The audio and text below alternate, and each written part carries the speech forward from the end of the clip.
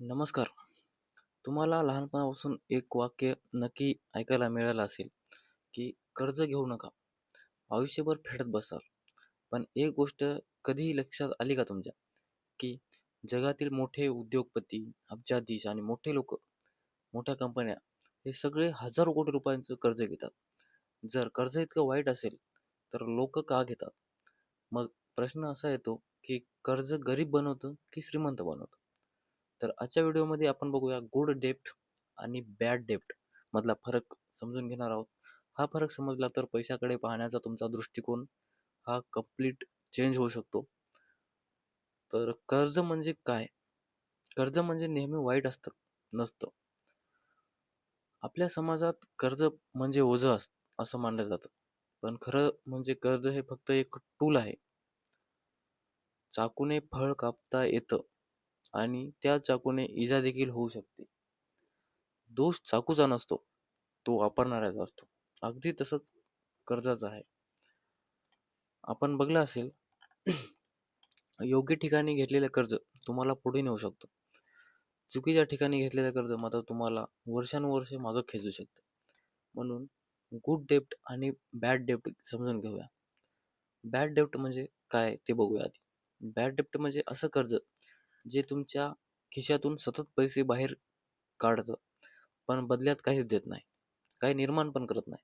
उदाहरणार्थ महागडा mobile, credit card, bill, credit कार्डवर घेतलेला मोबाईल, आयफोन, महागडी बाईक, फक्त इम्प्रेशनसाठी, लक्झरी वस्तू, ई-एम-आयवर सुट्ट्या, म्हणजे ई-एम-आयवर फिरणे, लक्झरी वस्तू, पण ई-एम-आय मात्र तितकेच राहते.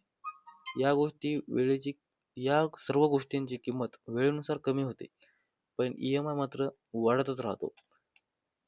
आज आनंद, पण पुढची 12 वर्षे 24 महिने ई-एम-आय यालाच म्हणतात लाईफस्टाईल डेब्ट. अनेक लोक पगार येण्यापूर्वीच पुढच्या ई-एम-आयचा विचार करत असतात. ही आर्थिक गुलामी आहे. गुड डेब्ट म्हणजे काय हे बघूया आता.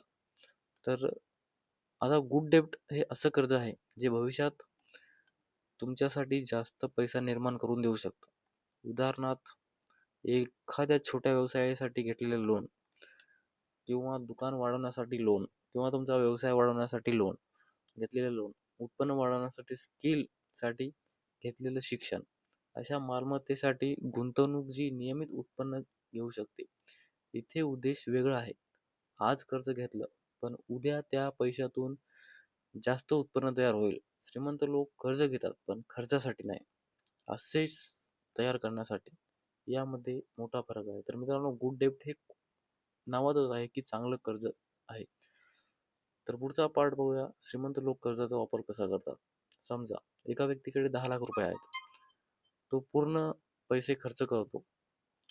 एक व्यवसाय चालू करतो आणि त्याच्याकडे कॅश उरत नाही. दुसरी व्यक्ती 2 लाख स्वतः लावते. बाकीचे पैसे बँकेकडून लोन घेते.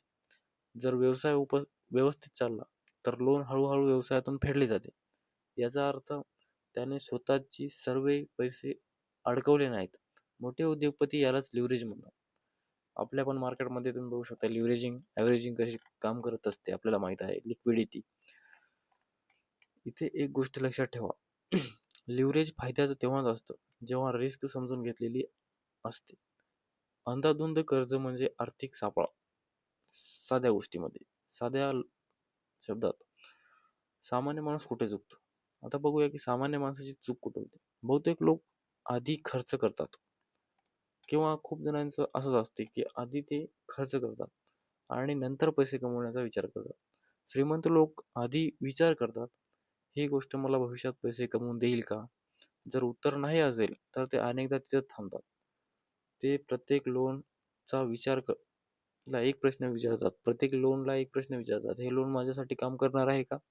की मला त्याच्यासाठी काम करावं लागणार आहे? या एका प्रश्नामुळे त्यांचे आर्थिक निर्णय बदलतात आणि तुमचे पण आर्थिक निर्णय या प्रश्नामुळे बदलू शकतात.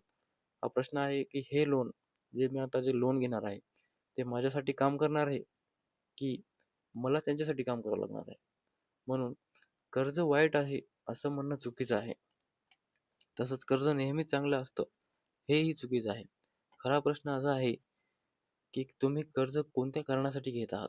जर कर्ज तुमचं उत्पन्न वाढत असेल, तर ते तुमच्यासाठी एक संधी असू शकतं. पण जर फक्त दिखावा, अनावश्यक खर्च किंवा तात्पुरत्या आनंदासाठी जर असेल, तर ते तुमचं आर्थिक स्वातंत्र्य म्हणजेच फायनान्शियल स्टॅबिलिटी, फायनान्शियल इंडिपेंडन्सी हिरावून घेऊ शकते आणि तुम्हाला त्याच्याच गुलाम करू शकते. जर हा व्हिडिओ तुम्हाला आवडला असेल तर नक्कीच लाईक करा, शेअर करा आणि अशाच फायनान्स आणि ट्रेडिंगच्या सायकोलॉजीबद्दल विषयाबद्दल माहितीपूर्ण व्हिडिओसाठी चॅनलला सबस्क्राईब करायला विसरू नका. धन्यवाद.